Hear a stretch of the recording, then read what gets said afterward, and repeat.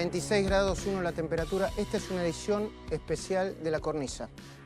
Hay una información de último momento, ciertamente inquietante, vinculadas con los acontecimientos de Bariloche, donde un grupo de albatros en un enfrentamiento mató a un supuesto activista mapuche, supuestamente integrante del RAM, Rafael Nahuel, y la información de último momento, enseguida la completará Hugo Machiavelli, dice que en este momento 11 de los 20 activistas se estarían entregando ante el juez con una especie de mediación del obispo de Bariloche y probablemente el gobernador de Río Negro, quien también estaría ahí. Inmediatamente nos vamos a referir, porque por eso hacemos esta edición especial de La Cornisa, sobre la búsqueda del Ara San Juan, del submarino. También hay información de último momento en ese sentido. Yo antes que nada quiero rendir desde este programa un pequeño homenaje a esos héroes. Muchos sospechan que están muertos, que si murieron, murieron en su ley, haciendo lo que amaban. No van a encontrar en este programa ni golpes bajos, ni hipótesis delirantes. Sí van a encontrar mucha información, mucho análisis y templanza para comprender. Está con nosotros nuestra compañera Mónica Gutiérrez, quien estuvo con los familiares en Mar del Plata, una cobertura conmovedora. Enseguida viene Daniel Santoro, con última información también. Está con nosotros Horacio Tobías, ex oficial submarinista, quizá una de las personas que más y mejor conoce el submarino y que más cosas tiene para decir fuera del ruido que hay alrededor de esto. Está con nosotros el almirante retirado Guillermo de la Mer. Pero yo quiero mostrarles como información de último momento esta imagen. Es la imagen de una de las activistas supuestamente de RAM, Micaela Coloán. Según un comunicado de la Fuerza, Micaela resultó herida en Villa Mascardi. Era voluntaria del ejército, integraba la Escuela Militar de Montaña, no realizaba servicios de armas. La mamá le dijo a la gente de las fuerzas de seguridad que hace unos días desertó del ejército y se sumó a las filas del RAM. Es muy delicado lo que está pasando, ¿eh? Yo, sin querer establecer ninguna sentencia, me animaría a hablar de violencia política. Todos los indicios dicen que dispararon contra los albatros, contra un par de albatros, entre 15 y 20 personas, armas de fuego. Y hay otro hecho muy inquietante que sucedió en la provincia de Buenos Aires en las últimas horas, en Rincón de Milver. Una persona estaba manipulando una bomba. La bomba explotó en sus manos y está gravemente herida. ¿Por qué una cosa con la otra? Porque las fuentes, altas fuentes del gobierno, lo hacen. Acércate, Hugo Machiavelli, por favor, así me vas contando algunas de las últimas informaciones que tenemos. Buenas noches. Hola, Luis, ¿cómo estás? ¿De dónde venís? Vengo de Comodoro Rivadavia. Estuve hasta el momento. ¿Qué está sucediendo ahora con el rescate y la búsqueda del submarino? Ahora están agrupada la parte de la Armada Norteamericana que no embarcó en el Suficien, recordemos, el barco que se modificó, el barco noruego. Un trabajo realmente muy intenso, coordinado por la Armada Argentina, pero con 300 personas, marines y técnicos que vinieron de ese país especialmente para poder montar el submarino en ese barco noruego. Salió después de un montón de adversidades meteorológicas. Hoy salió y no tiene tiempo de regreso. Yo le pregunté a uno de los marines si sabían cuándo terminaba esa misión de rescate. Para ellos no hay fin por ahora. Tenemos imágenes exclusivas. Sí, imágenes exclusivas. ¿De? El barco por dentro. El Sofi 100. El Sofi 100, Sí. el barquito, bueno, Es un barco de casi 100 metros, Luis, un barco pesquero que hubo que reformarlo, hubo que convocar ingenieros noruegos para que pudieran... esa es la nave que probablemente rescate a los tripulantes. Es la misión hasta ahora más moderna, reconocida por la Armada Argentina, más moderna, con la mejor tecnología y con el equipo más especializado del mundo. Muy bien. Y después te cuento que llegaron los rusos a Comodoro Rivadavia. Te cuento Bueno, algunos detalles sobre eso. Y algo más, hay información minuto a minuto de lo que está pasando en Villa Mascardi, en Bariloche. Nos están avisando que están a punto de entregarse 11 de los entre 15 y 20 personas que habrían atacado a los albatros. Uno de los albatros respondió con ametralladoras MP5. Están seguros de que se trató de una respuesta a armas de fuego, y ahora les voy a explicar por qué, pero va a haber información de último momento enseguida. No se vayan de ahí. Edición especial de La Cornisa, 2006. 2016, 26.1 la temperatura. Esta es una edición especial de La Cornisa. Hay información de último momento vinculada con un activista mapuche muerto en enfrentamiento con la prefectura. Vamos a compartir esta información seguramente con Mónica, con Daniel Santoro, que está por llegar. Vamos a hablar largo y tendido de Lara San Juan. Hay especialistas, analistas. Acaba de sumar Fabián Calle, analista internacional. Pero antes que nada quiero anticiparte el comunicado del Ministerio de Seguridad que habla de lo que pasó en Bariloche, más allá de lo que está pasando ahora mismo, porque hay manifestaciones en el Bolsón. Está muy convulsionada toda la zona. Yo les voy a pedir que vayamos con las placas que preparamos para eso, ¿sí? Placa número 1. Un equipo de 4 efectivos de la agrupación Albatros de la prefectura, cumpliendo con la orden del juez federal Gustavo Villanueva, realizó rastrillajes en Villa Mascardi para identificar personas prófugas sobre los terrenos tomados por el RAM. Esto es una fuente del Ministerio de Seguridad, una fuente oficial. A unos 400 metros de la Ruta Nacional 40 detectaron más de 10 barricadas de madera y tierra que el día anterior no estaban. Lograron ver unas 15 o 20 personas. Te repito, entre esas 15 y 20 personas hay 11 que se estarían entregando, que salieron, que se escaparon y que se estarían entregando en este momento. El día anterior había habido un operativo, ya sabés que hay un muerto que se llama Rafael Nahuel. Continuamos con las placas para ordenar la información. Observaron estos albatros el desplazamiento de un grupo de entre 15 y 20 personas encapuchadas, con máscaras antigases de tipo militar y banderas con lanzas en sus puntas que tenían atados cuchillos. Repetimos, esto es lo que dice el Ministerio de Seguridad, que dicen los oficiales de Albatros. Los Albatros dieron la voz de alto prefectura, que no fue acatada. El grupo comenzó una agresión contra los Albatros con piedras, boleadoras y lanzas.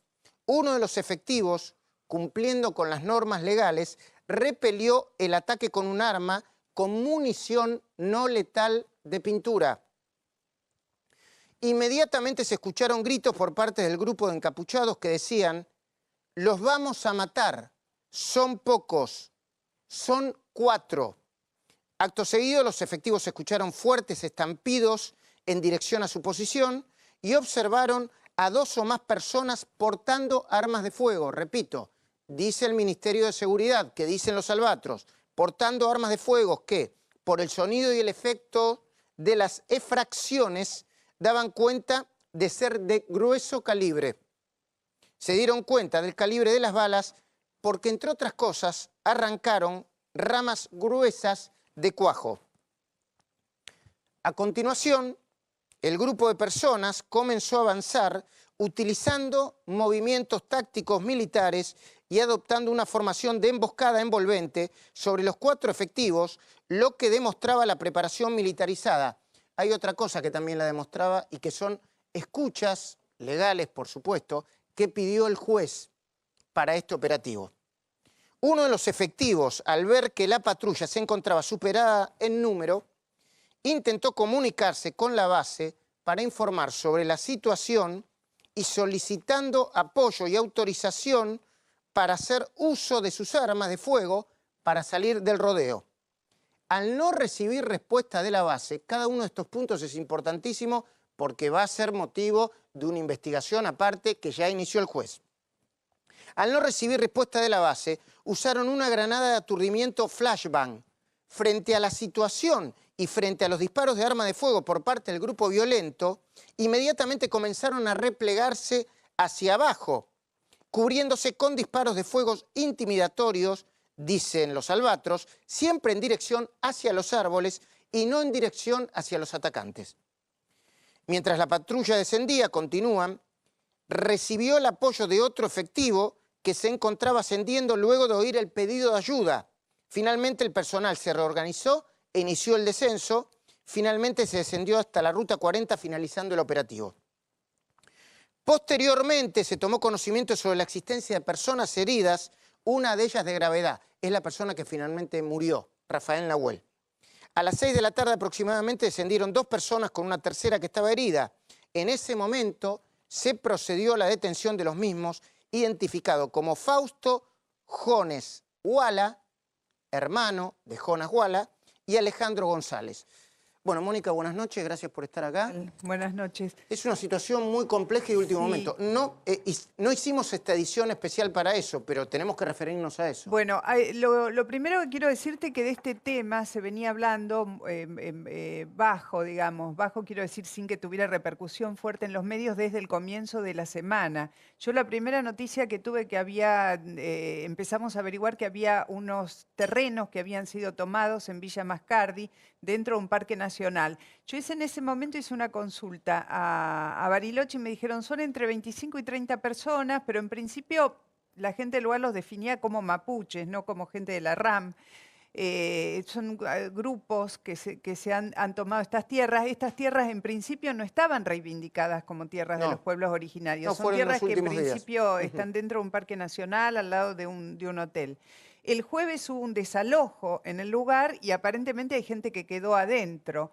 Y probablemente, por lo que estamos escuchando ahora, esta patrulla del grupo Albatros de la prefectura iba a hacer tareas de rastrillaje por orden judicial para ver si habían quedado gente ocupando los terrenos. Muy bien. Esta circunstancia aparece ahí. Ahora, esto es lo que dice el ministerio, esta es la información oficial.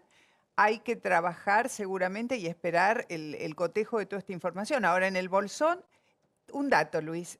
Este episodio ocurrió casi simultáneamente con el velatorio de Santiago Maldonado y generó un fuerte impacto ahí, ¿no? La gente vinculó rápidamente de un lado y del otro este tema.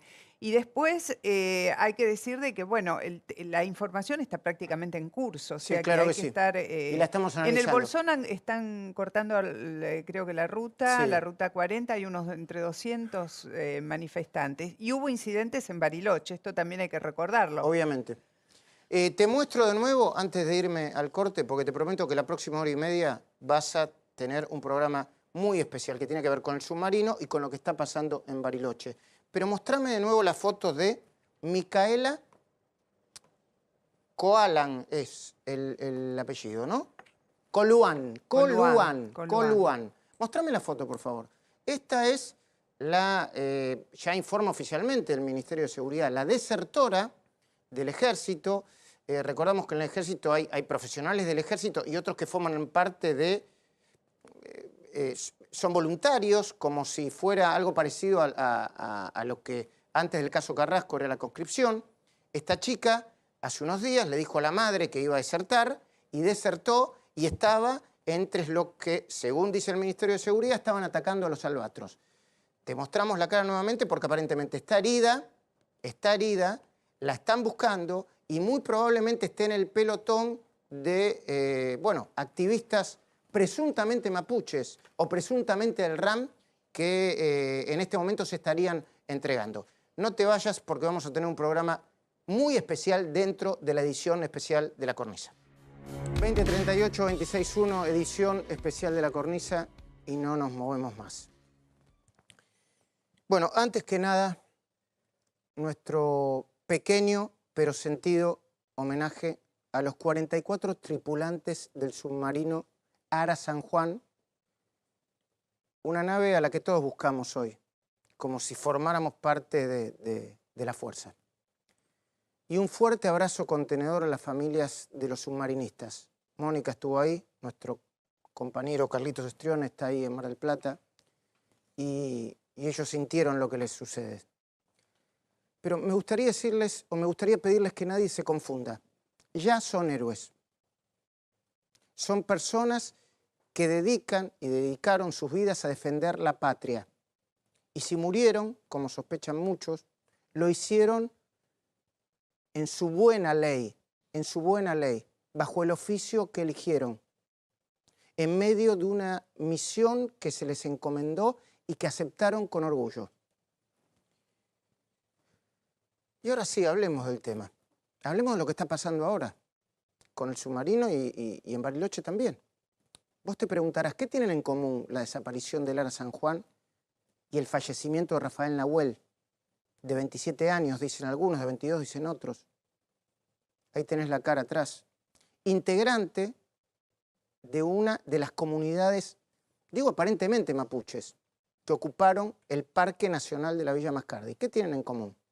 Además de la muerte, se trata de asuntos que todavía no se resolvieron y cuyos responsables pueden ser muy distintos. Hablando de la Argentina, depende del lado de la grieta que se coloque quien esté dispuesto a juzgar y a condenar. Yo te soy muy sincero, para mí sería muy fácil, así rapidito, de entrada, echarle la culpa, qué sé yo, al ministro de Defensa, Oscar Aguad, incluso al presidente, ya que lo que pasó, lo que sigue pasando, o lo que le pasó al submarino, que estaba en una misión militar secreta, sucedió ahora durante este gobierno. Podría hacerlo rápidamente. También me resultaría cómodo, y sé que muchos de ustedes me aplaudirían por eso, que yo culpara inmediatamente, antes de cualquier investigación seria, a la expresidenta Cristina Fernández y sus exministros de Defensa, por nombrarte dos, Agustín Rossi y Onilda Garré. Como decimos en la redacción o en la producción, podríamos hacer dulce de leche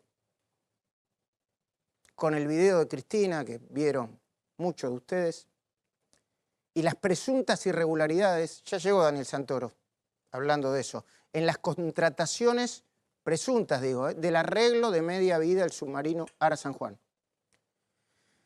Pero la verdad es que ahora lo único que importa, lo principal, es encontrar al submarino. Nosotros estamos acá con gente muy importante, que sabe de lo que habla, con Horacio Tobías, con Fabián Calle, analista internacional, con el almirante Guillermo de la Mer. En un ratito más va a venir la vicepresidenta, Gabriela Michetti. ¿Ya llegó la vicepresidenta? Ya llegó. Ahora lo importante es concentrarse en esto y después pasar todas las facturas que haya que pasar, desde el primero hasta el último. También es obvia que la explosión del submarino en alta mar, yo no soy un especialista, una cosa, yo de colega a colega, todos nuestros colegas, y con la mejor buena voluntad, muchachos, seamos prudentes, ¿en qué sentido? Aprendamos un poco, esta es una materia muy difícil, no revolviemos datos. Uno puede tender a plantear hipótesis. Seguramente si al submarino le pasó lo que le pasó, no habrá respondido un solo motivo. Yo digo quizá, porque no lo sé, como piensan muchos expertos a lo que escuché, haya sido la conjunción de varias razones. Desde algún tipo de error humano, del que no tengo pruebas, hasta la negligencia, tampoco tengo pruebas, de quienes daban las órdenes desde el Centro de Decisiones en Mar del Plata. Incluyendo, por supuesto, dentro de las hipótesis, las fallas en el mantenimiento y la reparación de las tan meneadas baterías. Ahora le vamos a mostrar un informe sobre eso. Pero la verdad es que yo no lo sé. Lo que es indudable, y esto sí es política, y yo lo quiero decir, es que el gobierno comunicó mal. Que el ministro de Defensa y el titular de la Armada se enteraron demasiado tarde. Yo sé que hay un protocolo. Es un protocolo para el siglo XVIII. 36 horas después, con un submarino que ya había denunciado y alertado sobre las averías. Y que la administración nacional de este gobierno, que acaba de ganar las elecciones, no se puso frente a los acontecimientos, sino que, desde el punto de vista político, está corriendo desde atrás. Para mi manera de ver, desde muy atrás. Lo que no podemos hacer, o por lo menos yo no lo voy a hacer a partir de ahora, es seguir jugando al distraído. Muchos argentinos durante años y años formaron parte de la mayoría silenciosa que ninguneó a las Fuerzas Armadas. A todas en su conjunto. Que no discriminó. Que confundió a los asesinos de la dictadura con otros hombres de armas serios, democráticos y profesionales, que empezaron a hacerse cargo a partir de 1983. Muchos de ellos dieron su vida por la patria. Y muchos argentinos le dimos la espalda a los héroes de Malvinas, quienes tuvieron que regresar, todavía hay videos eso, casi tapándose la cara, casi escondidos, porque los confundieron con Galtieri. Muchos, y yo creo que nosotros tenemos mucho que ver con eso, yo me incluyo también, muchos dejamos que hoy las Fuerzas Armadas argentinas sean una de las más débiles e inútiles del planeta, con miles y miles de integrantes cuyos salarios no alcanzan para cubrir la canasta familiar. Esto que te voy a decir ahora me lo dijeron en el Ministerio de Defensa. Si hoy hubiera una guerra contra Ecuador, hipotética, Argentina la perdería. Con todo respeto por Ecuador, pero te das cuenta de lo que te estoy diciendo. Contra Chile ni hablar. Solo para ofrecerte un ejemplo. Chile acaba de comprar una flota de 20 aviones de guerra que valen en su conjunto 100 millones de dólares. Nuestras Fuerzas Armadas, con el presupuesto del año que viene, apenas van a poder completar los salarios y mantener algunas unidades militares. Quizá lo que le pasó a Lara San Juan sirva para darnos cuenta de la tontería colectiva que estábamos sosteniendo casi todos, o por lo menos yo me incluyo. ¿Y qué tendrá que ver la muerte de Rafael Nahuel, el activista presunto mapuche, presunto RAM, que encuentra el nuevo gobierno, de nuevo, a mi entender, por un lado con mucha prudencia y por el otro lado detrás de los acontecimientos, esperando que el juez federal, Gustavo Villanueva, diga claramente que los oficiales del Grupo Albatros dispararon con ametralladoras MP5 en su propia defensa y en defensa de la gente, en defensa de la sociedad, contra un grupo de presuntos mapuches que salieron a matar con armas calibre 38 y 45 a esos efectivos. Por un lado, quizás sea bueno que primero se determinen las responsabilidades de los hombres de seguridad. Que la ministra Patricia Bullrich, más allá del comunicado que le mostramos, no salga esta vez a bancar fuertemente a la fuerza de seguridad. Aunque yo creo que están convencidos el presidente y ella de bancar a la fuerza de seguridad. Quizás antes deba haber un sumario administrativo o el propio juez debe investigar. Tenga que determinar que lo hicieron o que lo que hicieron está dentro de la ley. O que se trató, por decirlo de alguna manera, algunos pueden pensar, de un exceso de legítima defensa por el tipo de arma que utilizaban, no lo sé. Pero también aquí todos nosotros como sociedad nos tenemos que poner de pie y preguntarnos cómo funciona el mundo frente a este tipo de situaciones. Si es que sucedió como la cuentan los Albatros. Yo no estuve en Villa Mascardi, no puedo reconstruir los hechos. Por lo tanto, aventurar una hipótesis o sentenciar lo que pasó sería una irresponsabilidad. Pero hasta donde llega la información que estamos manejando todos a esta hora, hay muy pocos países en todo el mundo cuyo sistema de justicia y seguridad no justifiquen que un oficial de cualquier fuerza responda con balas frente a quien tiene armas de fuego en la mano. Yo sé que ahora van a empezar, Majul, ¿qué estás diciendo de la represión? Bueno, cualquier parte del mundo, un oficial que es atacado con arma de fuego, responde con arma de fuego. Y si es verdad lo que cuentan, estos oficiales estarían reivindicados tanto en Cuba como en los Estados Unidos, en Rusia, en Canadá, en Alemania, en Francia. este hecho me parece que va a servir para que pensemos bien todos. Y en especial, aquellos que con mucho apuro ya quieren transformar a los oficiales que dispararon en asesinos y a Rafael Nahuel en una víctima inocente. Por supuesto que yo tampoco puedo asegurar lo contrario. No estuve ahí.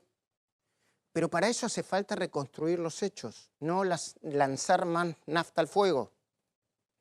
Hay algunos analistas que están muy preocupados porque se acaban de dar cuenta que el gobierno de Macri, con el tema del submarino y la muerte de un activista, supuestamente mapuche, en Bariloche, parece haber perdido el impulso, la iniciativa política. Yo estoy preocupado por otra cosa. A mí me preocupa más que estos hechos sirvan para generar conciencia en la sociedad. En vos que estás del otro lado y en todos nosotros. Yo te voy a presentar el primer informe que tiene que ver con el submarino y después vamos a abrir esta gran mesa que tenemos para analizar el tema. Mucha gente todavía tiene esperanza. Y nuestro deber es analizar los hechos a medida que vaya llegando la información, no anticiparnos de manera delirante o loca. Las baterías, la principal hipótesis. El informe. Se recibió una información que fue un evento anómalo, singular, corto, violento y no nuclear, consistente con una explosión. Pasaron 8 días de la última comunicación del submarino Ara San Juan con tierra firme hasta este parte informativo. Un evento anómalo, singular, corto, violento y no nuclear, consistente en una explosión, es lo único que sabemos respecto de la suerte del submarino y sus 44 tripulantes. Informando de un evento anómalo, singular, corto, violento, no nuclear, consistente con una explosión. La profundidad en el área de operaciones va desde los 200 a los 3.000 metros. El tamaño del área de operaciones aproximadamente son casi dos provincias de Tucumán. Al momento no hay indicios fehacientes que nos permitan extraer conclusiones y hasta no tener evidencia concreta continuaremos buscando.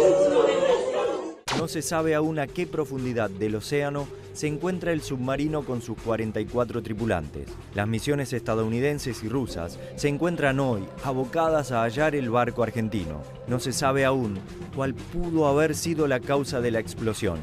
La hipótesis más firme al día de hoy es un desperfecto o cortocircuito en las baterías. Para navegar en superficie, el submarino utilizaba motores diésel.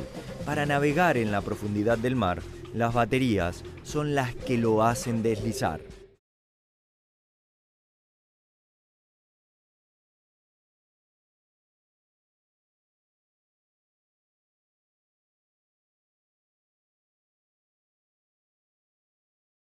En el día de hoy, el diario La Nación publica en tapa una investigación del Ministerio de Defensa que alertó sobre irregularidades en la compra directa de las baterías del Ara San Juan y que coincide con una auditoría de la SIGEN que también cuestionó este procedimiento. Estos informes reservados podrían ayudar ahora a la justicia a determinar qué pasó con el Ara San Juan. La jueza federal de Caleta Olivia, Marta Yáñez, ordenó al complejo Tandanor que preserve toda su documentación de la reparación de media vida del submarino. Existe otro antecedente preocupante. En 2010 el juez Ollarvide archivó una causa por irregularidades presuntamente cometidas durante la reparación de media vida del San Juan. Ahora, también quiero decirles que mientras tanto, hasta que no tengamos la información completa No tenemos que aventurarnos a buscar culpables, a buscar responsables. Primero tenemos que tener certidumbre sobre lo que pasó. Los familiares de los 44 tripulantes esperan alguna noticia concreta. En Comodoro Rivadavia se trabaja a contrarreloj para que el operativo de búsqueda del submarino dé señales concretas de hallazgo de la nave. A 11 días del siniestro es el momento de obtener certezas. Bueno, los invito a discutir el tema, a dialogar y a tratar de entender, que es lo más importante. Horacio, gracias por venir. ¿Qué es eso? Gracias a todos. Bueno, antes la gráfica 3D, relevamiento 3D de la plataforma continental argentina. El talud. Es el talud, ese abismo que cae a las máximas profundidades del planeta. Horacio, ¿fueron las baterías? Es una buena pregunta, todo indicaría que sí. Lamentablemente, ninguno de los que está acá presente estuvo en el submarino para poder decirlo. El tipo de falla, el tipo de imprevisto, el corto tiempo que han tenido de respuesta para no mandar ninguna señal de auxilio ni ninguna señal de supervivencia. Sumado a esto, este informe de esta explosión, o con todos esos títulos hidroacústicos que tiene, en esa dirección, se conjuga una serie de datos que no podemos dar certeza de todos ellos, pero es un fuerte indicio de que se podría tratar del submarino San Juan, lo cual nos lleva a pensar en un escenario bastante complejo para la tripulación que se encontraba en ese momento. ¿Pueden aparecer con vida o es una locura pensar en eso? Hablemos de si fue una explosión de baterías, si esa falla que reportó el comandante antes de irse a inmersión, que indicó haberla subsanado. Al menos no conozco qué tarea hizo el personal técnico del submarino cuando dijo que estaba subsanada. Es decir, si me hubiera pasado a mí una falla del tanque de prueba de batería y eso implicaba alguna baja aislación en el cuarto de baterías, recordemos que eso sucedía mientras que en la superficie se agitaba un muy fuerte temporal. Navegar en submarino en esas condiciones, en superficie o a profundidad de periscopio, les puedo asegurar que es inhumano.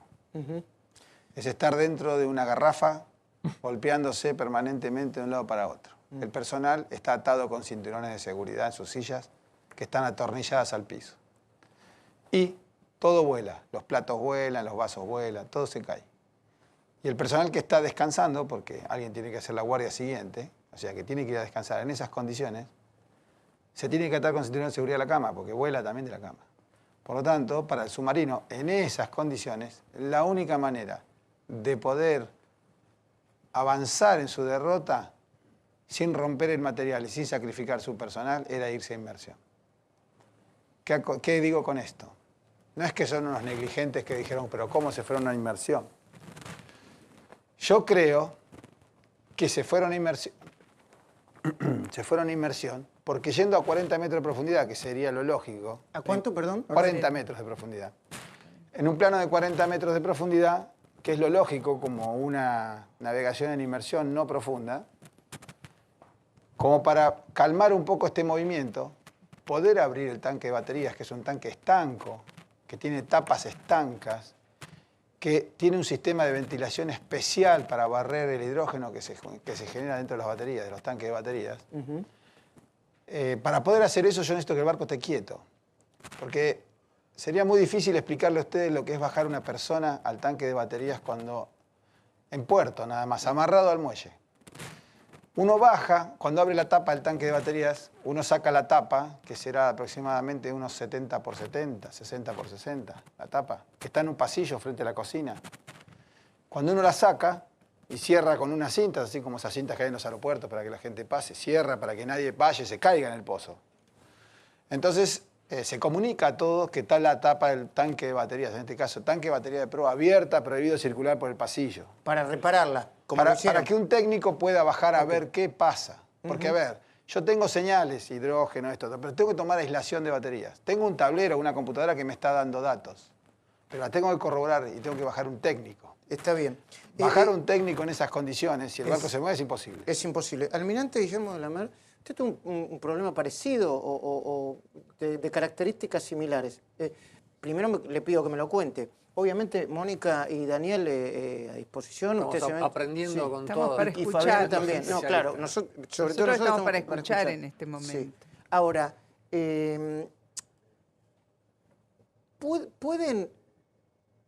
¿pudieron cometer errores ellos mismos? ¿Qué se imagina usted que pasó? Bueno, yo creo que el temporal severo que tuvieron tiene que ver en lo que pasó. Yo voy a contar algo muy personal que me ocurrió siendo comandante. Mi primer comando, yo tuve 3 comandos. Mi primer comando, comandante de la lancha rápida Indómita, ¿no es cierto?, en el sur, en el Lemer. Me sorprendió a las 3 de la mañana un tremendo temporal de golpe, no previsto, no estaba en los partes meteorológicos. ¿En qué nave? En la Indómita, lancha Indómita, 40 personas a bordo. Entonces, ahí salta la figura del comandante, porque yo lo llamé a mi segundo, le digo, asegura la estanqueidad del buque. Me dicen los maquinistas que ya está entrando agua. Metí proa tratando de calmar al barco, ¿no?, porque lo tenía totalmente descontrolado. La lancha es muy puntuda, se me metía abajo de la ola, ¿no es cierto? Una tremenda ola, 8 o 10 metros de altura en el Lemer. Y tuve que decidir, ¿qué hago? ¿Me voy a Bahía Crossley? Y me estampo contra las piedras. Entonces me voy a Bahía Buen Suceso, pero tengo un calvario de no sé cuántas horas para llegar. Y tuve que decidir eso. Está en la soledad del comando, solo, y con su segundo, que a lo sumo. Yo lo miré, nos encontramos en el puente con mi segundo y le digo, ¿usted juega al truco? Le digo, Luis, por la vista. ¿Sabe qué le hice? Le hice la seña con la vista y me entendió. Estamos jodidos. Pero yo no podía decírselo porque estaba toda mi gente claro, alrededor. Y confiaban en el comandante. Ahora lo puedo decir. Ahora, perdón. Sí. Entonces, el comandante, yo tuve que, porque se me metía el agua por las tomas de aire. Tenía que encontrar el... Lo mismo que están diciendo que le pudo haber pasado a Lara San Juan, ¿no? Que se metió el ola agua. de 8 metros había. Bueno, ¿Cómo, Fabián? En los 2 escenarios hubo olas de 8 metros. Exactamente. Bueno, tuve que encontrar el rumbo, ¿no es cierto?, para capear el temporal, pero a la vez aproximarme hacia el lugar que quería ir, ¿no es cierto? Y por momentos la onda, los timones no me funcionaban, no me gobernaba el barco. ¿Cómo lo hacía? Con las máquinas, haciendo cupla con la máquina porque si se me atravesaba la onda, la lancha se me daba vuelta, me la ponía de sombrero. Bien, después de 10 horas donde estuvimos así lidiando con la lancha, que encontré el rumbo para poner, bueno, llegamos. Entonces le digo al segundo, quédate 10 minutos que yo me voy abajo, a la cámara, ¿no es cierto? Y me tiré y mandé una puteada, dice, bueno, pero salvamos la lancha. Tuve 10 minutos, me tomé un café y me volví al puente. Entonces, esa es la clase de disyuntiva que tiene un comandante. Pero tú, a ver, Fabián, ¿tuvo disyuntiva el comandante o no? Porque yo... A ver, hay como 2 comunicaciones, corregime Mónica, Daniel, ¿no? El comandante diciendo, tiene una avería en las baterías, se reparó, tiene una avería en la batería, se reparó y de repente no hay más comunicación. ¿Qué pudo haber pasado, Fabián? A ver, primero, como dijo el almirante, hay una cuestión climática, ¿no? Si uno mira los videos de la semana pasada, son unidades de superficie, diseñadas para superficie, las MECO nuestras, otros buques de otros países, y uno ve los videos y esos barcos la están pasando muy mal. 6 metros, olas de 6 metros nada más, no eran... Un TR-1700 es un magnífico buque para esconderse abajo del agua. Arriba, como dice el capitán, es una garrafa. Por lo tanto, el tema climático es uno. Evidentemente, el capitán no reporta como principal prioridad el tema climático porque el submarino lo soluciona metiéndose 40, 50 metros arriba. Evidentemente hubo una explosión, que él avisa que hay un incidente. Hoy sabemos, por los registros que nos están llegando de Viena, que hoy van a llegar más, que hay un conjunto de detonaciones. Una detonación importante, después 2 menores y después, al parecer, lo que puede ser un impacto en tierra, ¿no? Por lo tanto, digamos... ¿Impacto en tierra qué es? ¿El fondo del mar? Pegar en el mar. Pegar en el fondo del mar. En el fondo del mar. Por lo tanto, lo que tenemos son los registros de esa comunicación. Acá el almirante y el capitán lo saben, el submarino en caso de emergencias extremas activa de última sí, hay como 6 balizas, alternativas, ¿no? Las balizas. Sí, acá lo primero que a los que estamos en el ambiente de defensa nos generó serias angustias es que no se habían activado esos mecanismos casi automáticos, digamos, ¿no? Que vienen a ser como las cajas negras de los aviones para usar un... Ahora, yo después le voy a preguntar a Daniel Santoro si pudo haber tenido que ver la falta de mantenimiento y esa causa que se cerró misteriosamente y que publicaste hoy con tu firma en Clarín. Pero vos, Mónica, querías plantear algo o preguntar algo, ¿no? No, yo estoy muy receptiva a escuchar.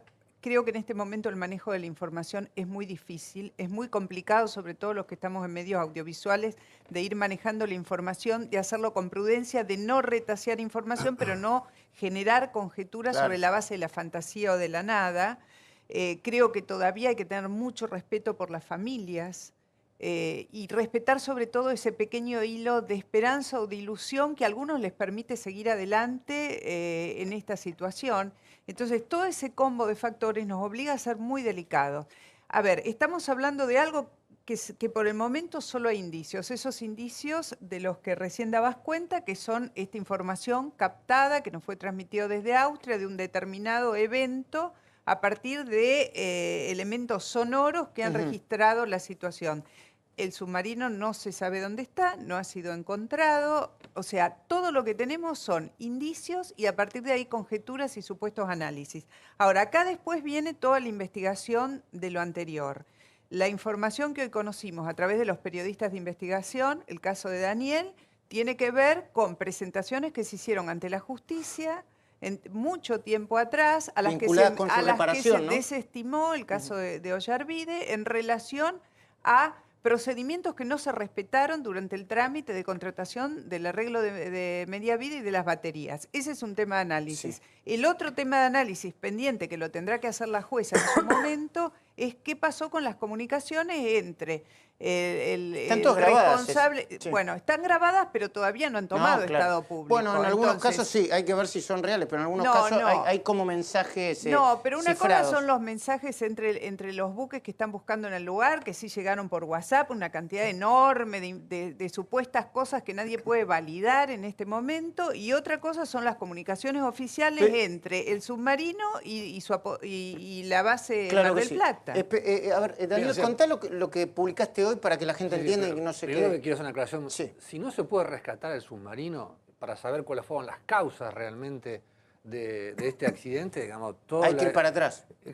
Eso es, digamos, no, va a ser muy difícil de determinar. Ahora, acá hay una cosa administrativa que es un sumario que tiene el ministro Aguad, al cual está el director de Asuntos Legales del Ministerio de Defensa, con almirantes, con una serie de almirantes que han empezado a recoger prueba de las grabaciones. Claro.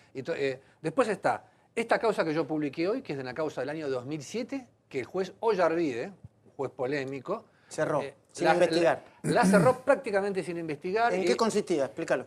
Bueno, un suboficial que trabajaba en ese momento en lo que era el astillero Domecq García, después cambió de nombre porque se fusionaron, él denunció una serie de hechos irregulares que se habían ahí, aparte del San Juan, que se estaba haciendo el mantenimiento de media vida, así que lo cortaron por la mitad, le habían sacado el motor diésel, le habían sacado las baterías y demás, estaba el San Luis, que fue un proyecto de submarino, dice que se estaban robando materiales del San Luis, que además habían alquilado parte de los astilleros para usos que no tenían que ver con, o sea, una serie de irregularidades y que no se respetaron los pasos de una licitación en tiempo y forma para cotejar los distintos presupuestos a la hora de la contratación. Claro, había toda una discusión ahí porque esto generalmente lo hace la fábrica que lo construyó, la Thyssen de Alemania. El otro submarino, el Santa Cruz, se lo había mandado, si no me equivoco el nombre, a Brasil. Sí. Se lo había mandado a Brasil. Entonces, acá el gobierno kirchnerista decidió hacerlo en la Argentina. Entonces, está esa causa que mañana yo espero, Luis, que algún fiscal le pide a Casanelo, que heredó el juzgado de Ollarvide, Que reabra reabre esa causa, ¿no? Y además, Después le vamos- perdón, Sí, creo sí, entender que también había sumarios hechos internos en la Armada en relación a estos temas. Por un lado, la causa judicial y por el otro lado, sumarios internos. Déjame que quiero ir, ya le doy, Tobías. Quiero ir, primero quiero pasar por Comodoro Rivadavia, que allí está Fabián Rubino, y después por Mar del Plata. ¿Qué pasa en Comodoro Rivadavia, Fabián? Buenas noches. ¿Qué tal, Luis? Buenas noches. El Soficien, este barco que lleva a bordo ese mini submarino para buscar el Ara San Juan, partió a las 2 de la tarde y se calcula que va a tardar un día en llegar a la zona del rastrillaje y de búsqueda. Pero aquí, a lo lejos, vas a observar una corbeta argentina ya oscureciendo en Comodoro Rivadavia. ¿Qué pasa con esa corbeta? Esa corbeta tiene que entrar al puerto para sacar un robot traído por los rusos que tiene la posibilidad de sumergirse hasta los 6.000 metros. Tiene una cámara y luz, por lo cual uno puede observar lo que pasa en lo más bajo del mar. Pero claro está, el clima ha sido la gran adversidad, Luis, que hemos tenido durante todos estos días. Parece mentira. Viento, viento y más viento, y esa corbeta no puede entrar al puerto y por lo tanto está retrasando y sigue retrasando, como todos estos días, la búsqueda. Una mala suerte total. Claro que sí, Fabián. Bueno, igual digamos que Comodoro es una zona de vientos todo el tiempo, quizás sean más fuertes de los que habitualmente suceden. Gracias, Fabián. Carlitos Estrione, ¿qué está pasando en Mar del Plata? Luis, aquí en la base naval de Mar del Plata, donde llegamos el primer día, el viernes, cuando se conoció esta noticia, y con nosotros empezaron a llegar gran cantidad de familiares. Después del viernes, cuando se conoce esta noticia que podría haber sido una explosión, comenzaron a irse, otros llegan nada más para el momento de la lectura del comunicado, porque primero vos sabés que le hacen la lectura a los familiares de la última información y después se da a conocer a la prensa, y después se retiran nuevamente. Dentro de esta base ahora aproximadamente hay unas 40 personas nada más que están pernoctando, que les dieron la vivienda que habitualmente usan los oficiales de esta base, y los otros ya se fueron a su casa. Y muchos, Luis, ya dijeron que no van a volver. Yo escuchaba a Mónica recién hablar de la esperanza, y aquí también la esperanza se ha abierto durante toda la semana, cuando escuchábamos las 7 llamadas, las bengalas, la balsa, el ruido que un avión de los Estados Unidos había escuchado, y después se cerraba nuevamente esta esperanza porque era todo desmentido. Así que muchos ya se han ido, como te digo, se fueron de aquí diciendo yo ya no vuelvo más, la información que me tenían que dar ya me la dieron. Claro. Y por último, la última información de aquí es que el Ara Patagonia, el buque de la Armada Argentina, llegó también a este puerto de Mar del Plata para reaprovisionarse y mañana nuevamente zarpar hacia la zona donde se está buscando a nuestro submarino Ara San Juan, porque este es un buque de asistencia. Gracias, Carlos. Muchísimas gracias por la información y por el análisis. Dentro de un ratito vamos a escuchar a los familiares el dolor infinito de Jorge Vergallo, capitán de navío retirado, de Juan Tagliapietra, padre de Alejandro, tripulante del San Juan, porque hay que escucharlos, hay que respetarlos, escucharlos, contenerlos en la medida que se puede. Mónica estuvo con ellos. Sí, fue un momento. Estaban dos amigos de Jorge Vergallo, que es de una familia de marinos. Los tres son hijos de gente, uno es el papá de uno de ellos es submarinista, el otro es submarino de superficie, y Vergallo estuvo al frente del Ara San Juan. Estaban enteros. Vergallo está entero, dolorido obviamente. Sí, pero fíjate que hay una diferencia por lo que yo he leído. Yo no estuve con Vergallo padre, pero sí estuve con los dos amigos. Los dos amigos mantienen una mística muy fuerte y esperan a su amigo con el corazón. A mí me conmovieron mucho. Claro. Son dos personas de 42, 43 años, padre de familia y civiles. Claro que sí. Pero Vergallo padre ya considera que su hijo es un héroe que se ha inmolado por la patria. Bueno, Javier estuvo con él. Dentro de un ratito vamos a ver el informe, Javier. Sí, muy conmovedor, muy conmovedor. Y Hugo Machiavelli, atención, porque yo creo que por primera vez se va a ver el barco de bandera noruega, el barco de rescate por dentro. ¿Me esperás un segundito, Hugo, claro, por favor? Tobías, ¿se pueden correr, perdón, que estoy haciendo lío yo, ¿se pueden correr un segundito? Porque yo le quería preguntar a Tobías sobre lo que veníamos hablando antes. Y la gran pregunta, si cae por debajo del talud a más de 1000 metros de profundidad, ¿puede no encontrarse más el submarino? Hay que ver los vehículos de exploración que puedan traer, que puedan bajar hasta esa profundidad. ¿Me muestra, Horacio, qué es eso? Sí, si quiere pararse, se para, no hay ningún problema. Sí, Se no lo tengo puede seguir la problema. cámara. No, básicamente, en la plataforma, el submarino se perdió aproximadamente por esta zona. Todo depende si estamos una milla más acá o una milla más allá. Una milla más allá, hay esperanza, hay menos de 200 metros o 200 metros. Una milla más, hay 300, una más 400, 600, 1000, 2000, 6000. Y ni siquiera... Y corremos, es una ruleta, saber en qué parte de esta pendiente apoyó el submarino. Capitán, ayer escuchábamos recién a Fabián Rubino que él decía que el submarino ruso puede llegar a 3000 metros. Y con el almirante acá estábamos... ¿Qué capacidad tiene? Porque obviamente por la presión ahí que es enorme. Pero es un elemento de rastreo, me parece. Sí, es un elemento... elemento... terminar, porque el tema sería, una cosa es localizarlo, que eso es muy probable que se localice. Otra cosa es rescatarlo. Porque ahí ya hay que bajar... Sí. Te aclaro algo, Daniel. Una cosa es localizarlo.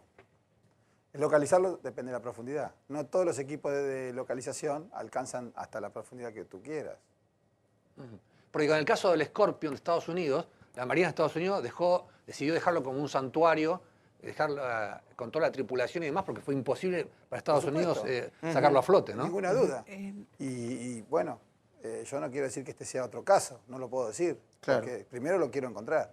Dependiendo de la profundidad en que se encuentre, dónde se asentó en el fondo, dependiendo de la profundidad donde se asentó en el fondo, habrá o no posibilidades de, primero, rescatar la tripulación, que es lo más importante, viva o como esté. Y segundo, ver la posibilidad, si económicamente viable, rescatar el submarino como elemento. Desde ya el submarino no sirve más. Claro que sí. Hugo, súmate, por favor.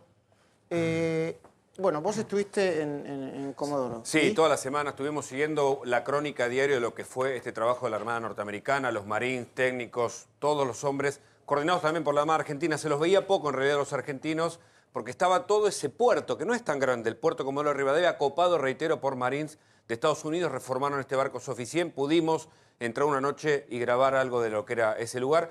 Te cuento los detalles y después la expectativa, porque hay mucha inversión y que ellos creen que pueden rescatarlo. ¿Y qué es lo que vamos a ver ahora? Justamente vamos a ver esa crónica y el barco Soficien por dentro. Por primera vez, el barco en el cual se deposita toda la esperanza y que lleva el submarino hasta la zona donde se busca el Ara San Juan.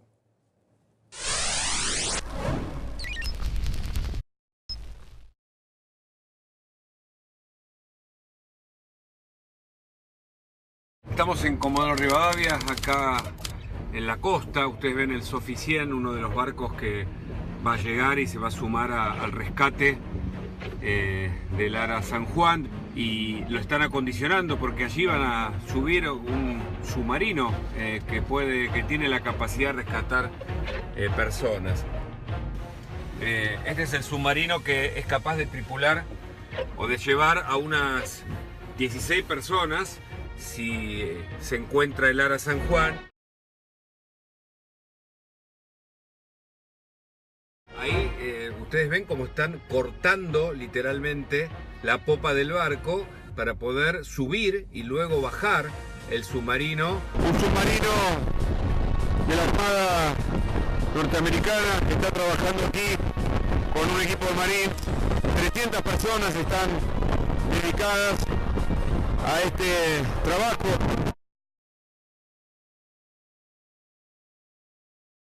Estamos apoyando la Armada de Argentina y en este momento estamos modificando el Soficien para hacer que el sistema de nosotros, el sistema de rescate, le llamamos el mini submarino, un módulo que puede rescatar hasta 16 personas a la misma vez, cuando pronto encontremos el Ara San Juan. Si pudieran encontrar al submarino, ¿ustedes en cuánto tiempo pueden rescatar a sus tripulantes? Claro, sí, depende de dónde esté localizado el lugar correcto del submarino, y lo más pronto posible que lleguemos al lugar, depende de la profundidad, podemos bajar en 20 a 30 minutos dependiendo de dónde esté localizado. ¿Cuánto tiempo más van a permanecer hasta encontrar al Ara San Juan, al submarino? Vamos a estar aquí hasta que el gobierno de Argentina diga que nuestros servicios no son necesitados.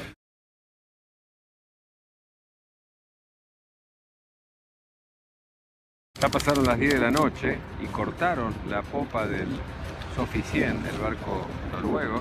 Están trabajando sin parar y se van turnando durante todo el día. En cualquier momento se van a cumplir en un tiempo más las 24 horas de trabajo ininterrumpido. En todo este equipo de gente está depositada la esperanza del rescate del ARA San Juan.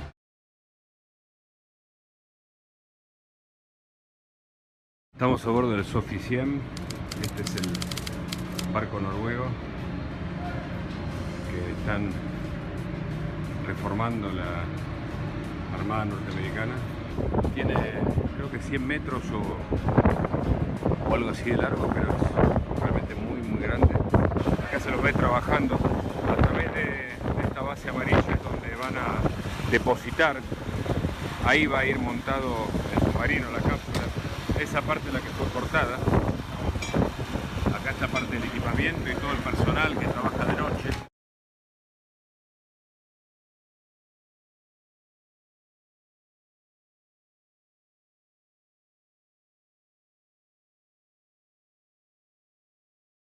En el piso de la cornisa de esta edición especial, la vicepresidenta Gabriela Michetti, obviamente le vamos a preguntar por el ARAS y también por lo que está pasando en Bariloche. Estamos recibiendo información desde Bariloche.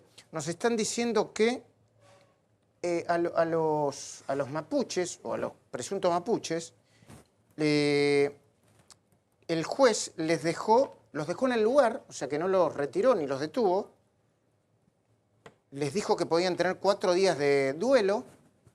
Parece que de alguna manera reconoció de nuevo como territorio sagrado ese lugar. Hay quienes están preocupados porque podrían desaparecer las condiciones de preservación del lugar. Estamos muy atentos a lo que está pasando en Villa Mascardi, muy cerquita de Bariloche. Hugo, termíname de contar que... parecía una operación que nunca se iba a concretar. Finalmente hoy se dio, hoy el Sophie 100 ya está en marcha. Un día y algo va a tardar en llegar al lugar. Y hay la esperanza de rescatar con vida, y ellos tienen esa expectativa, a los tripulantes del submarino del ARA San Juan. Yo le quiero hacer una pregunta a Hugo. A ver, el dispositivo de este submarino más pequeño, que tardó tanto en embarcarse, que de hecho salió hoy con todas sus dificultades, es un elemento para rescate de personas vivas. No sirve para otro tipo de rescate, ni para remolcar el submarino ni nada. Solo operaría en el caso de que se identifique dónde está el lugar, se precise y por un mecanismo de acople poder sacar personas vivas de ahí. No es para ningún otro tipo de rescate. Acá el almirante contaba que puede llegar hasta 600 metros, pero los mini submarinos no tripulados pueden llegar más. ¿Hasta dónde? ¿Hasta qué? El ruso 1000 metros. 1000 metros. Pero para identificar la existencia, para localizar, para geolocalizar el submarino, no para rescatar gente. Para verlo, tocarlo, para ver si es efectivamente el submarino. La misión norteamericana tiene como desafío rescatar vidas. Esto es lo que tiene. Y ahora llegó la misión rusa, la Armada Argentina está buscando un lugar para que puedan desempeñar sus tareas de localización. Un segundito, porque Tobías quería aclarar algo con respecto a la reparación del submarino. ¿Usted participó de la reparación? Sí, yo te quería decir, no respecto a la reparación del submarino San Juan, porque yo ya estaba retirado, pero yo comencé la carrera de teniente llevando el submarino San Luis para su final de su última navegación y quitarle todas las baterías. Después tuve la oportunidad de reparar y así reconstruir un submarino abandonado que era el submarino Salta, que lo reconstruimos con personal de la Armada solamente, casi con mínimo apoyo de los astilleros y recontratando personal del Domé García que ya estaba retirado hacía tiempo o tenía otras funciones en otras empresas. ¿Y cómo se vincularía con esto? Y esto se vincula que un poco lo que están diciendo sobre... La Armada Argentina tiene mucha experiencia sobre reparación de media vida de submarinos. Tiene un know-how muy fuerte hecho y por eso, aquí Daniel citó una ida a Brasil. No fuimos a Brasil a que nos reparen el submarino. Fuimos a reparar nuestro submarino Santa Cruz e instruir a la Armada de Brasil con nuestro conocimiento para que ellos puedan hacer sus submarinos. Muy bien. Es muy distinto. Ok. Almirante, ¿qué me decía? No, el tema de las baterías es importante aclarar. El tipo de accidente o incidente que pudo haber tenido, teniendo baterías nuevas o recicladas, era exactamente lo mismo. Entonces, en este momento de tanta confusión, hay que separar claramente, que después se hagan las investigaciones de lo que pudo haber pasado, pero el comandante, y vuelvo a la figura del comandante, el Estado, yo fui 3 veces, el Estado me entrega a mí la responsabilidad de un medio ¿Usted lo que quiere decir que ningún submarinista se sube a un submarino que pueda estar en malas condiciones? ¿Querés que te lo explique, Luis? Son kamikazes. Perdón, Luis, ¿querés que te lo explique? Yo los hice, los construí y los navegué. Y fui tripulación de prueba de esos submarinos. Con lo cual, loco no soy y tenía que irme hasta la máxima profundidad con un submarino recién reparado. Sí, pero perdón, la discusión es porque el informe de auditoría que cita hoy La Nación dice que se usaron, la carcasa se utilizó y que todo lo del resto se lo puso nuevo. Pero hay un dato, la empresa Ferrostal, esta empresa alemana, admitió haber pagado coimas en un intento que tuvo argentino de construir un barco en Chile. Así que, porque lo que dice este informe es que se buscó de darle, yo no sé qué... A un proveedor determinado. A un proveedor determinado. Sí. Yo no sé qué vínculo tiene eso con la reparación del submarino San Juan. Insisto. En absoluto. Con la parte técnica estoy hablando. No, el informe... Porque si vamos a hablar de una avería, es porque la avería es una falla técnica. Yo no tengo idea de lo que no es una falla política ni administrativa. El informe de la auditoría, por favor, dice se me acabó el que tiempo. se direccionó algunos trabajos del San Juan a esta empresa alemana Ferrostal y a otra empresa que no me acuerdo. Almirante, la última, quiero dar la... Insisto con el tema. El Estado a mí me entrega un medio, humanos y material para conducirlo. Yo como comandante salgo al mar y lo pruebo. Como un avión, como lo pruebo. Exactamente, lo pruebo. Y si lo siento bien, lo opero. Y este hombre estuvo todo un año operando este submarino y no tuvo ningún problema. Entonces, y tiene él la responsabilidad de decir, mire, esto no está andando bien, no sé por qué. Entonces yo esto no lo opero, porque tengo la responsabilidad, Almirante, no quiero matar a mi... Señor Almirante, bueno, pero todos los años los submarinos tienen que hacer una prueba de capacidad de baterías. Exactamente. Todos los años. Y queda documentada. Bueno, pero en el mes de marzo, del 2017, en el mes de marzo del 2017, esta batería fue probada por el fabricante. Está bien. O reciclado. Pero todavía no sabemos exactamente qué pasó. Bueno, digamos, ¿Cómo podemos saber qué podía haber pasado con baterías nuevas o viejas si no sabemos lo que pasó? Por supuesto que son hipótesis. Fabián, pero te lo puedo decir yo que estuve adentro. Por favor, así nos ordenamos. Fabián. No, acá, como se reportó, uno de los reportes es el ingreso de agua. O sea, hubo una vía de agua que si afecta a las baterías, por más que las baterías sean llegadas de Alemania 48 horas antes, tienen un problema. Es una cuestión básica de cualquier fuerza de submarinos. Con respecto al tema de las reparaciones, el San Juan, si mal no recuerdo, está en Tandanor desde el 2008, no 2006-2007.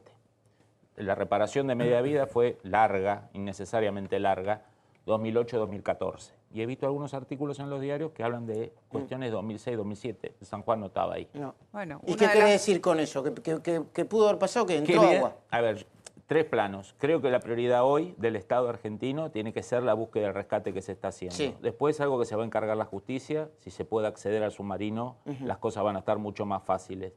Y el tercer pilar es repensar la defensa, si la cerramos o hacemos algo en serio. Sí, gracias. Quedan los elementos. Sí, perdón, Moni, pero tengo poco tiempo. Javier Mozo, por favor.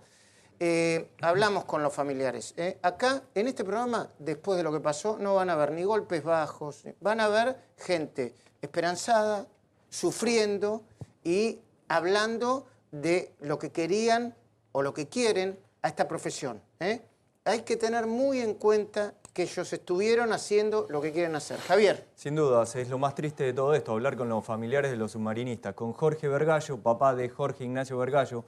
Jorge Vergallo lo comandó al submarino Alara San Juan durante 3 años y además fue el capitán de la fragata Sarmiento. Nos cuenta y habla sobre una catástrofe, lo que se ha vivido en el San Juan.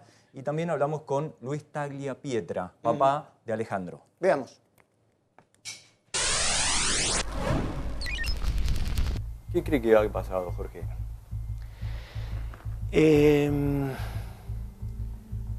Yo creo que hubo una catástrofe. Lo que digo yo, por favor, es mi opinión como padre y puede ser una de las tantas opiniones, no es definitiva ni mucho menos. Yo quiero decir catástrofe, o le llamo catástrofe cuando se produce, igual que en un avión, cuando se produce una falla, inmediatamente se produce otra y cuando uno está solucionando una aparece la otra.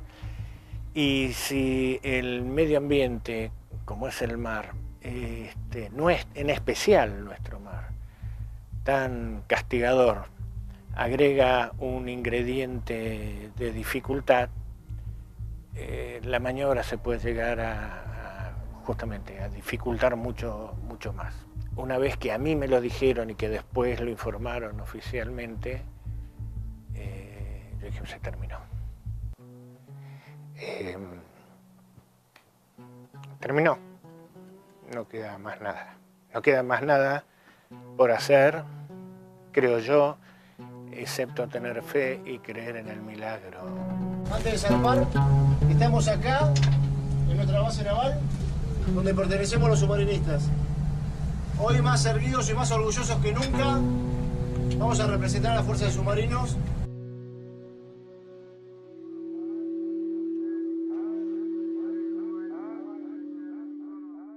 En un submarino, cuando hay una emergencia grave, que uno no... Emergencia, no, nada del otro mundo, que uno no tenga tiempo para ir normalmente a superficie, se sopla todo. Se soplan los tanques de lastre, ¿no? Y uno abre el aire y sale como una bollita a superficie.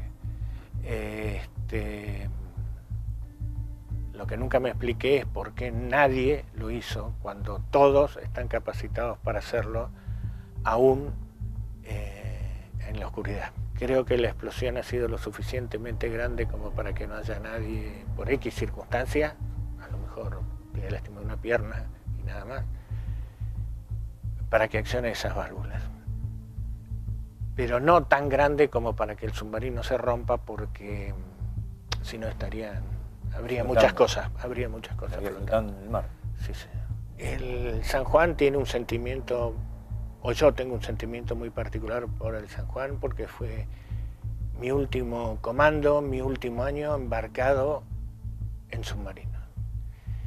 Pero además tiene un significado mucho más importante porque es una unidad de la Armada Argentina que, igual que otros buques de la Armada Argentina, está en el fondo con sus tripulantes. Por eso es importante. No porque esté mi hijo, no porque sea un submarino. Porque es una unidad de la Armada Argentina que, cumpliendo actos del servicio, lo sigue cumpliendo desde el fondo del mar. Y atrás de nuestro también está nuestra verdadera familia. Sin ellas no podríamos haber llegado a donde hoy estamos. Y si Dios quiere, vamos a volver pronto a ir a inversión. Quiero que estén orgullosos. ¿Qué significa para un comandante del ARA San Juan que su hijo, su primogénito, haya seguido la misma carrera que siguió usted? Es un honor inigualable. Es un orgullo. Yo digo, a ver, ¿por qué ocurrió esto? Y entonces estamos hablando de la Armada y de los submarinos. Pero es lo mismo que si, no sé, tu papá es un gran periodista, vos sos periodista y tu viejo se va a sentir muy orgulloso. Bueno, yo estoy muy orgulloso. Solo lamento que el orgullo haya terminado como terminó. Pero como parece que terminó, porque la lucecita del milagro, no sé qué año la voy a pagar. ¿El submarinista es una profesión ser submarinista es una profesión de riesgo? Sí, es actividad riesgosa. Es considerada reglamentaria y legalmente riesgosa, tal cual lo es la actividad del buceo, la del paracaidismo, los que manipulan explosivos. ¿Y su procesión va por dentro? En este caso, hay un momento en donde, no sé, qué sé yo, tiene ganas de tirar todo al diablo y decir, lo salgo yo, siendo padre. No. La procesión me va un poco por dentro, pero siempre encuentro los momentos para llorar. Y llorar mucho hace bien. Y si alguien necesita llorar, tiene que llorar, porque debe ayudar hasta psicológicamente. No sé, lo estoy diciendo. Yo salgo acá al jardín, me pongo a llorar y lloro mucho. En lugar de patear una maceta, lloro, no me cuestiono nada, no me cuestiono ni que si mi hijo hizo lo mismo que yo, si yo lo influencié, no me cuestiono nada, ni siquiera me cuestiono temas de presupuestos de las Fuerzas Armadas, no es el momento, no me cuestiono, solo lloro porque mi hijo todavía no volvió a casa.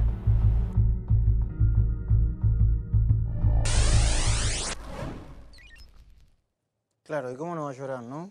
Qué sentimiento de Todos pertenencia, lloraron, ¿no? Todos lloraron. Hay que tener en cuenta que la nuestra es una profesión de riesgo. Hay muchas profesiones que son de riesgo. Y somos profesionales en lo nuestro. No es como uno escuchado ahí que lo atramos con alambre. No, señores, somos profesionales del mar. Cuidamos a nuestra gente. Trabajamos con lo mejor que podemos hacer, con el presupuesto que el Estado nos asigna. Y el comandante tiene la responsabilidad de cuidar el material que el Estado le ha asignado. Y si tiene una duda de que su barco no anda, llega a puerto y dice, esto no anda. Después sí, hubo otras cuestiones metidas de corrupción, pero eso no influyó para este accidente, por favor. Mónica, bueno, muy agradecido. Qué momentos difíciles, ¿no? Con los familiares. Sí, la verdad es que uno tiene que hacer equilibrio entre el manejo de la información y los sentimientos. Los sentimientos de toda esa gente son lo más precioso a cuidar en este momento. Ojalá encuentren el submarino, porque eso va a aportar una enorme cantidad de información.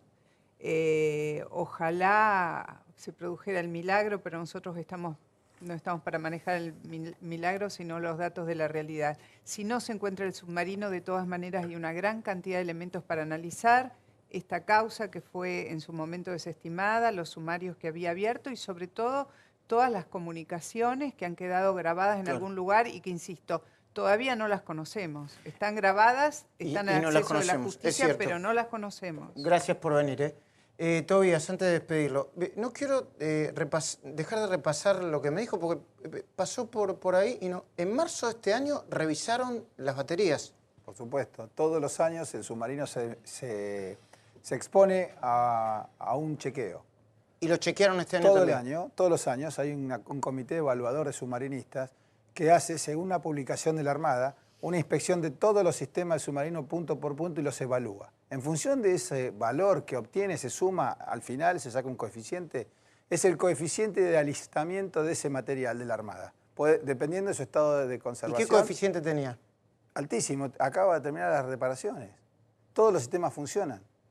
Por el otro lado, usted tiene lo mismo con la tripulación del buque, en función de la cantidad de daño de embarco que tiene, la cantidad de millas de inmersión. ¿Y esa tripulación tenía experiencia? También. Y todo eso hace que, aunque ustedes no lo quieran creer, todo eso entra en un cóctel, en una tabla que maneja la Armada, que le permite al comandante salir a decir su posición, cada 12 horas, cada 36, cada 24, lo que sea, porque tiene un buque bien alistado y con tripulación bien adiestrada. Tobías, gracias. Si no, eso cambia. Tobías, gracias por habernos enseñado tanto de esta materia que todavía no manejamos. Hay que discutir el presupuesto de las Fuerzas Armadas, ¿no? Yo creo que la memoria de estos 44 héroes nos obligan a dar el debate que decía Fabián, de reorganizar las Fuerzas Armadas y darnos cuenta a los argentinos. Yo, por ejemplo, sabía que teníamos un mar grande, pero ahora la profundidad, la inmensidad que significa esto y los pocos recursos que tenemos para custodiarlo, ¿no? Fabián, ¿compartís? Totalmente. Acá hay una cuestión operativa, las baterías, todo, pero también es verdad que en los últimos 20 años las horas vuelo de nuestro piloto de combate se redujeron a un quinto, las horas de navegación a un cuarto. El poder político creo que tiene que dejar de ser políticamente correcto y darse cuenta que vive en un mundo muy distinto y la Argentina no es la del 83, ya pasó la década pasada donde el poder político necesitaba darle gestos a la izquierda para juntar votos. Estamos en una nueva etapa y si no tenemos que cerrar. Gracias, Fabián. Bueno, me voy a conversar ahora en el mano a mano con la vicepresidenta de la Nación, Gabriela Michetti, seguramente debe tener algo que decir. Escuchemos y veamos la otra nota que hizo Javier Mozo, breve, pero muy emotiva. Juan Tagliapietra, padre de Alejandro, tripulante del San Juan.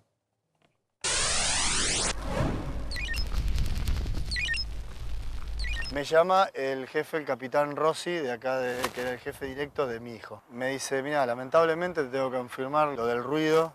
La implosión. Lo del ruido devenido, claro, porque lo primero era un ruido, implosión, y que estaba cerca del talud, entre 200 y 1000 metros de profundidad, que implicaba que no había posibilidad de supervivencia. Entonces yo le digo, ¿pero qué? ¿Están todos muertos entonces? Me dice, sí. Por lo cual me desarmé en llanto, le corté el teléfono, me quedé llorando 10 minutos por lo menos y me vine a 180 por la ruta para pedir explicaciones, para hablar personalmente con estas personas y me explicaran qué pasó. Cuando me recibió acá el contraalmirante González, directamente me dio su más sincero pésame y que mi hijo fue un gran marino y que se ponía a disposición. ¿Cómo es Alejandro? Un divino, un apasionado, un deportista, un pibe sano, un valiente porque no le tenía miedo a nada. Yo quiero comprarme un velero para jubilarme y irme a recorrer el mundo en un velero y él me había prometido enseñarme un montón de cosas que desde el instrumental moderno y demás que él le había aprendido, me lo debe. Y me castigo por no haber compartido más con él, por no haberlo venido a visitar 20 veces más, por no haber hecho tantas cosas que dejé para mañana porque había tiempo, ¿viste? Nunca, ni en mis peores pesadillas, imaginé estar pasando por esto. Nunca. Nunca. Nadie tiene que sobrevivir a un hijo, nadie. Nadie. Nadie. Ya estamos con la vicepresidenta, vamos a conversar de los temas de actualidad, obviamente esta semana, que tiene que ver con el submarino y con lo que está pasando en Bariloche. Si hay información de último momento, por favor, producción. Bueno, Gabriela, ¿cuál es la mirada del gobierno? Bueno, mirada y responsabilidad sobre lo que está pasando con el submarino. No decimos está pasando porque no tenemos confirmación. Lo que hoy nos ocupa, te diría 100%, es la búsqueda del submarino y de los tripulantes. O sea, hoy tenemos concentrada toda nuestra energía allí porque creemos que es lo que corresponde, que es lo que hay que hacer y además tenemos muchísima gente que nos está ayudando en eso, ¿no? Y que es también una enorme sensación de gratitud por los países que se han comprometido con la Argentina.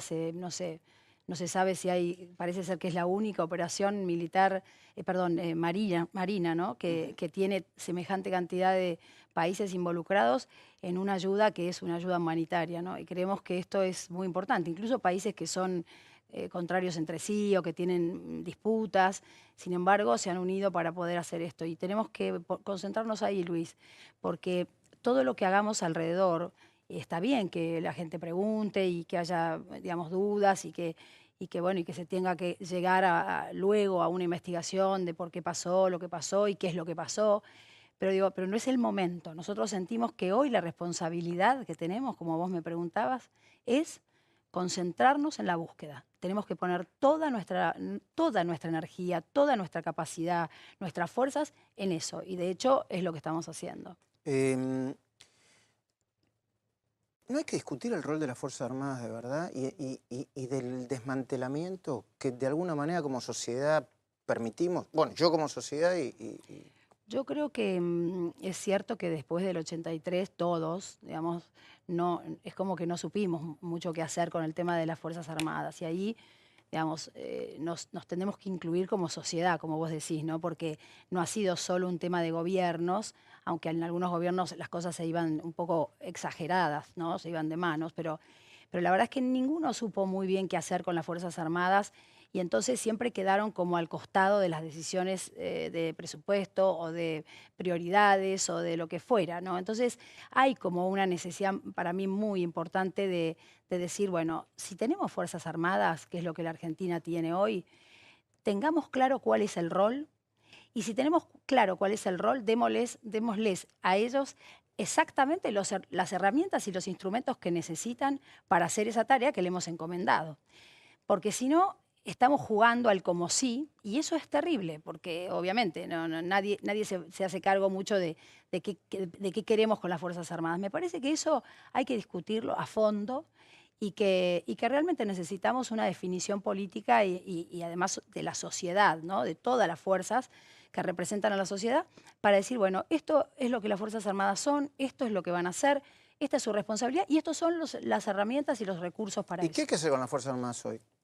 Yo prefiero en este momento no... Tengo mi opinión, obviamente, y tengo una opinión, digamos, bastante trabajada, ¿no? en estos años sobre el tema de las Fuerzas Armadas porque ha sido un tema que a mí me ha preocupado.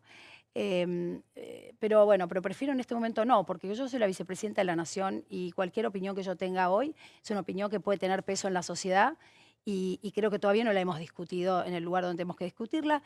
Me toca estar, como ha dicho el presidente, como nos ha inculcado a todos estos días, concentración en la búsqueda del submarino, en la búsqueda de las personas que tripulaban el submarino y ahí, concentrarnos en eso, estar atentos a eso, nada más.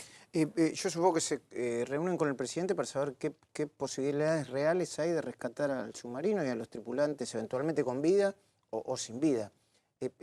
¿Lo charlaron? ¿Cuál es la...? Estamos todo el tiempo, ¿no? En las reuniones que tenemos todos los días, es el tema principal. Y se habla de todo, obviamente, porque somos seres humanos y también nos gana el sentimiento y el deseo profundo de que puedan aparecer las 44 personas con vida y vuelvan a sus familias. Recién veíamos los tapes de los testimonios y uno no puede dejar de ponerse en el lugar, por lo menos a mí me pasa eso, y te genera una sensación de congoja, de angustia. Pensás vos qué te sucedería en ese momento y es terrible. Y además la entereza que tiene la gente, ¿no? Tienen una particularidad todos ellos, que es que son personas muy íntegras, muy enteras, muy sanas, ¿no? Entonces, saben bien, viste, el papá de este muchacho que recién habló, que también pertenece a las fuerzas, Tagliapietra, el amor que tienen por su profesión, la vocación que tienen por su profesión. Y digo, todo eso nosotros no sé si como sociedad le hemos dado el valor que tenía, ¿no? Y que tiene. Entonces, bueno, por supuesto que se habla, pero nosotros tenemos que siempre como volver al eje y ver la información concreta, los datos concretos, las cosas que tenemos hasta ahora. Y hasta que no se encuentre el submarino, Luis, es cierto que la información es muy frágil todavía. Claro que ¿no? sí, yo también quiero ser muy responsable, pero más allá de la responsabilidad que tengo que tener como periodista, es evidente que hubo un problema de demora en la comunicación, que el ministro se enteró demasiado tarde, que el responsable de la Armada se enteró demasiado tarde. Yo sé que no es momento para discutir, pero yo supongo que esas cosas las van a tener que discutir, ¿no?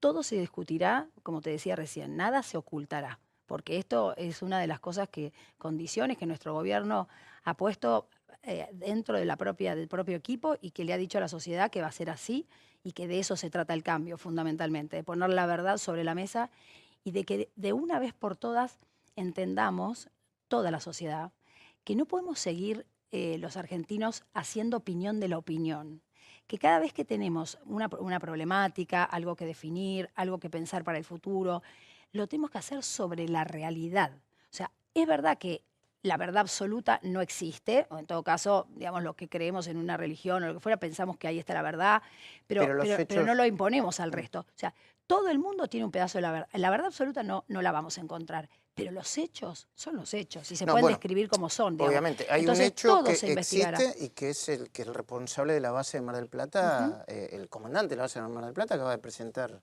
su retiro. Sí, yo creo que todas esas cosas son las que a mí me parece que hay que evaluar en el contexto de la información que nosotros tenemos que tener después de encontrar el submarino.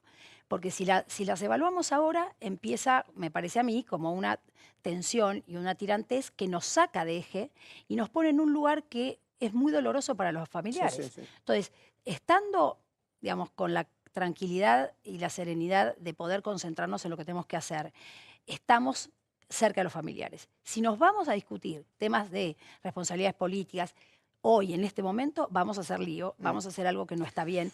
De cualquier manera, Luis, con total tranquilidad lo digo acá y absoluta, digamos, certeza, todo lo que haya que investigar, se va a investigar. Acá este gobierno no tiene ninguna dificultad ni ninguna problemática en términos de verdad. Digamos, cuando hay que poner la verdad sobre la mesa, de hechos, de situaciones, de datos, se pone, le convenga a uno, le convenga al otro o no le convenga a nadie. Me mandaron un mensaje a propósito de esto, de algo que se escribió hoy en la catedral. Lo quiero releer porque me lo acaban de mandar y no quiero... Escribieron en la catedral, en una de las paredes... No, pintada en la zona de Plaza de Mayo después de la manifestación de hoy por la muerte del mapuche en Bariloche. 44 menos y la sigla de anarquistas. Al irresponsable que escribió eso yo creo que no hay muchas palabras para agregar. Un irresponsable, una persona que... o un grupo de personas, no sé, que debe generar más zozobra y angustia. Pero a propósito de esto, ¿qué pasó en Mascardi? ¿Qué pasó en Bariloche? Es la primera... digamos, el primer dirigente de gobierno oficialista a quien yo consulto porque no ha hablado nadie excepto Elisa Carrió. No, tampoco Elisa Carrió ayer.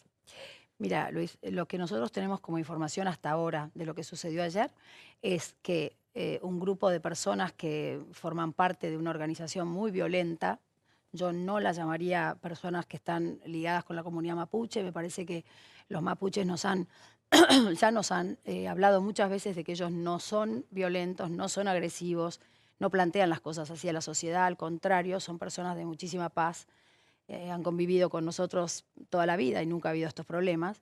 Es un grupo de personas muy violentas que están generando disturbios permanentes en el sur y situaciones de zozobra para la comunidad también, o sea, cortan rutas, se meten en los terrenos que no son de ellos, se tiran con alguien y están todo el tiempo con las armas y todos encapuchados, pero no encapuchados siquiera con un pañuelito, están encapuchados con máscaras antigás.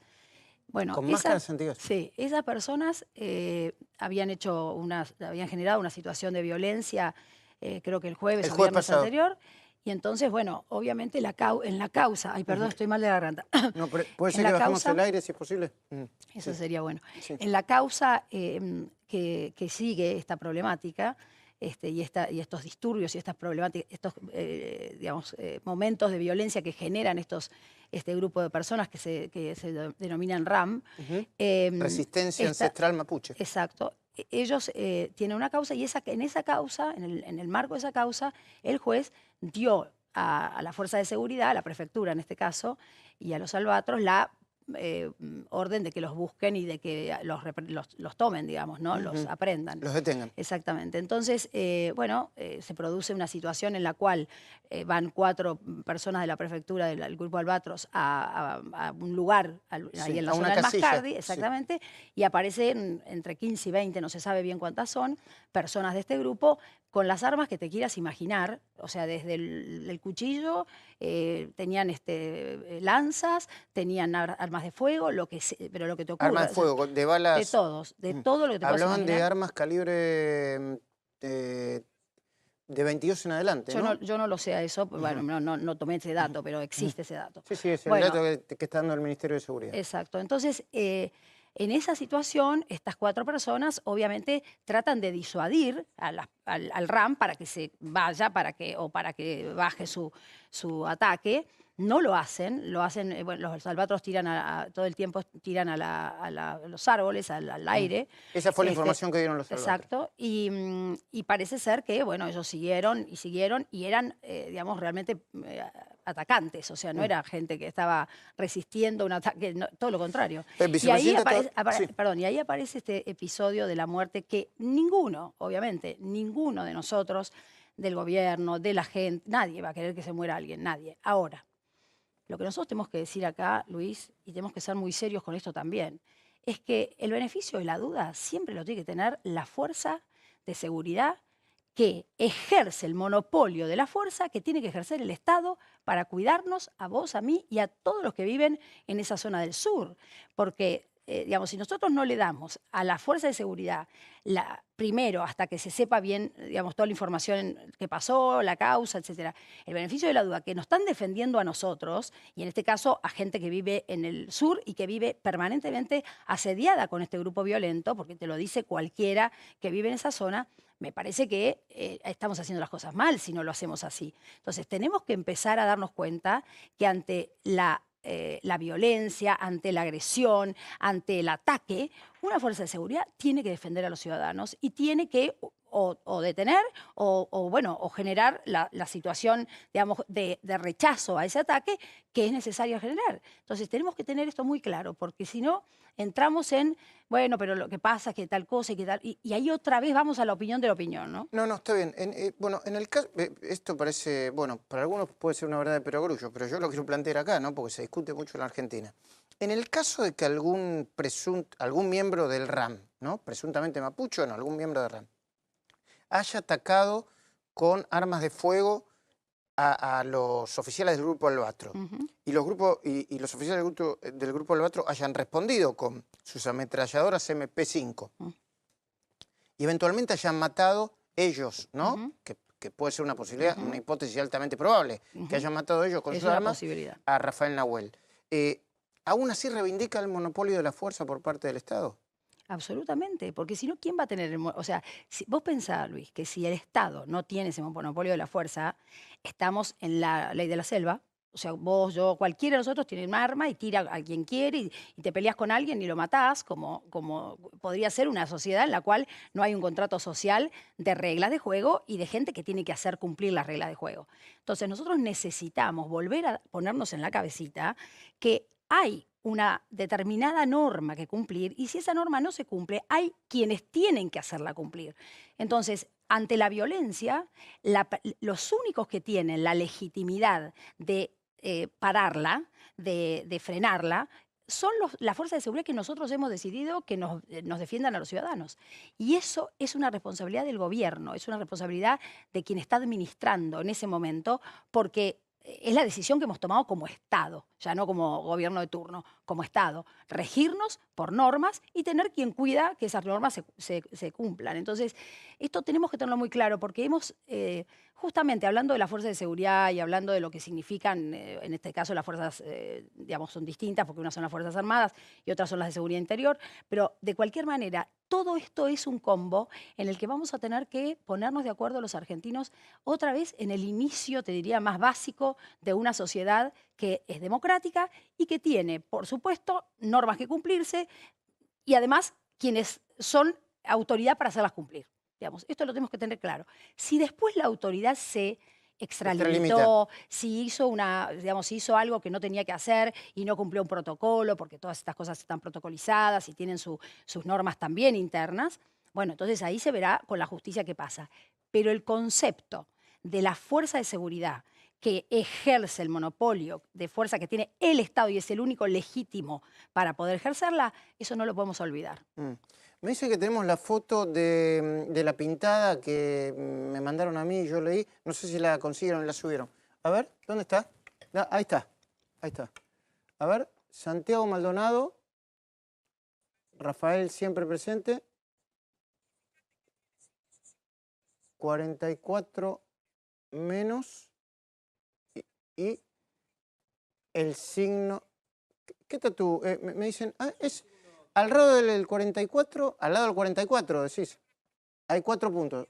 No, 5 puntos. Y eso en el lenguaje tumbero quiere decir 4 ladrones por un policía. Es así. Bueno, ¿cuál es la...? Bueno, ahí tenés. Ahí tenés. O sea, yo creo que, digamos, hay una enorme confusión en lo que significa el orden democrático. Si nosotros queremos vivir en democracia, necesitamos que la violencia no exista. Entonces, todos los que son violentos tienen que darse cuenta que o aceptan que esta es una sociedad pacífica, que tiene instituciones y reglas de juego para convivir, o están fuera de la sociedad. Entonces, esto es lo que tenemos que internalizar bien para que los chicos también aprendan. El otro día hablaba con un amigo mío que me decía que en el colegio, a su hija, que parece que se había...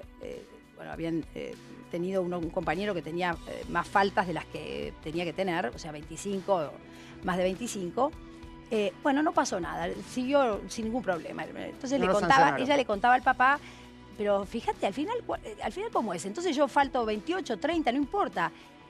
Y el papá tenía que hacer un esfuerzo para explicarle lo que es un límite, lo que es una norma y lo que implique realmente, bueno, desde el colegio estamos haciendo las cosas pésimamente en ese sentido y creo que tenemos que volver a plantearnos esto de cuáles son las leyes, esas leyes cómo se cumplen y quiénes las hacen cumplir. Gabriela, muchísimas gracias.